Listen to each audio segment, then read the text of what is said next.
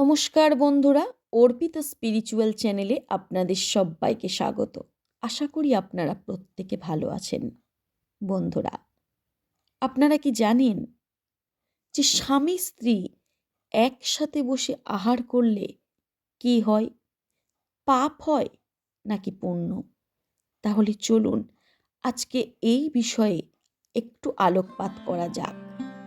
বন্ধুরা, আমাদের হিন্দু ধর্মে এবং প্রাচীন শাস্ত্রে জীবনযাপনের প্রতিটি ছোটোখাটো কাজের পিছনে গভীর রহস্য লুকিয়ে আছে।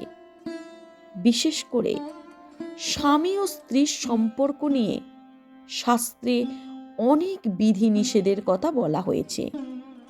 আমরা কি কখনো ভেবেছি স্বামী ও স্ত্রী যদি একসাথে একই পাত্রে বা একই সাথে আহার করেন তবে তার প্রভাব আমাদের ভাগ্যে কিভাবে পড়ে?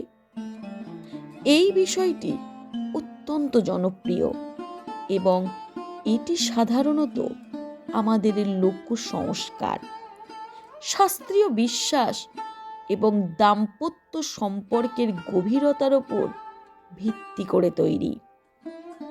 আজকের এই ভিডিওতে আমরা জানব ভগবান শ্রীকৃষ্ণ স্বামী ও স্ত্রীর একসাথে ভোজন করা নিয়ে কি বলেছেন এবং এর ফলে সংসারে লক্ষ্মী আসে নাকি অশান্তি বাড়ে। ভিডিওটি আপনারা শেষ পর্যন্ত দেখুন, কারণ এর শেষ ভাগে রয়েছে সুখী দাম্পত্যের এক অমূল্য গাথা।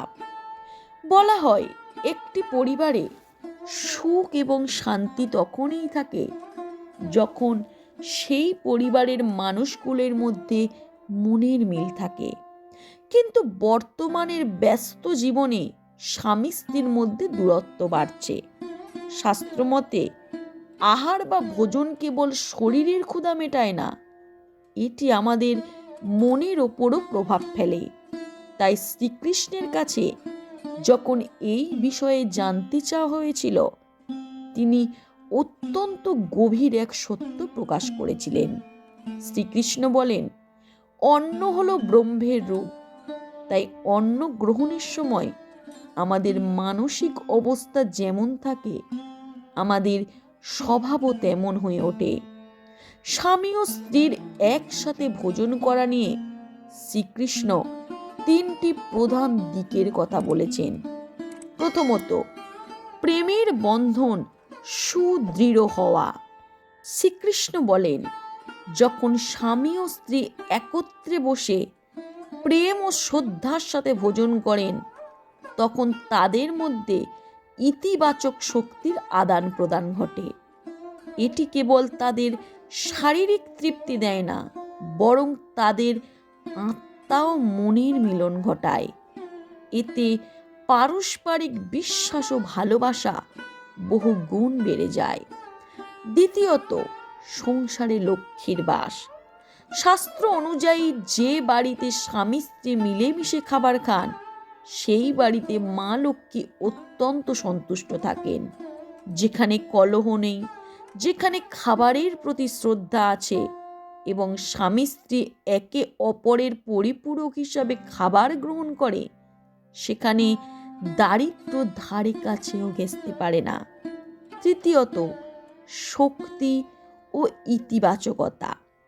শ্রীকৃষ্ণ শিখিয়েছেন স্বামী ও স্ত্রী একে অপরের অর্ধাঙ্গিনী এবং অর্ধাঙ্গ, অর্থাৎ তারা একই শক্তির দুটি রূপ। যখন তারা একসাথে আহার করেন তখন তাদের দুজনের তেজ বা শক্তি একত্রিত হয়ে সংসারের যাবতীয় নেতিবাচক শক্তিকে দূর করে দেয়। তবে এখানে একটি বিশেষ কথা মনে রাখা প্রয়োজন। মহাভারতের শান্তি পর্বে ভীষ্ম পিতামহ বলেছিলেন, স্বামী ও স্ত্রী যদি একই থালা থেকে খাবার খান তবে তা কখনো কখনো আসক্তি বাড়িয়ে দিতে পারে, যা কর্তব্যের পথে বাধা হয়ে দাঁড়ায়। তবে শ্রীকৃষ্ণ আমাদের শিখিয়েছেন, কলিযুগে যেখানে সম্পর্কের এত টানাপোড়েন, সেখানে একসাথে বসে খাবার খাওয়া মানে একে অপরকে সময় দেয়া এবং সম্মান করা। তাই আপনি যদি একই থালায় নাও খান, অন্তত প্রতিদিনের একটি নির্দিষ্ট সময়ে স্বামীর সাথে বসে ভোজন করুন। এতে একে অপরের প্রতি শ্রদ্ধা বাড়ে এবং মনের দূরত্ব কমে যায়। সবশেষে মনে রাখবেন, কেবল নিয়ম পালন বড় কথা নয়, বড় কথা হলো মনের ভক্তি ও ভালোবাসা। স্বামী ও স্ত্রীর মধ্যে যদি সুসম্পর্ক থাকে, তবে শুকনো অন্ন ও অমৃতের মতো মনে হয়। আপনি কি আপনার স্বামীর সাথে প্রতিদিন খাবার খান? অথবা আপনার জীবনে এই নিয়মের কি প্রভাব পড়েছে? তাহলে অবশ্যই কমেন্ট করে জানান। শ্রীকৃষ্ণের আশীর্বাদ সর্বদা আপনার উপর বর্ষিত হোক।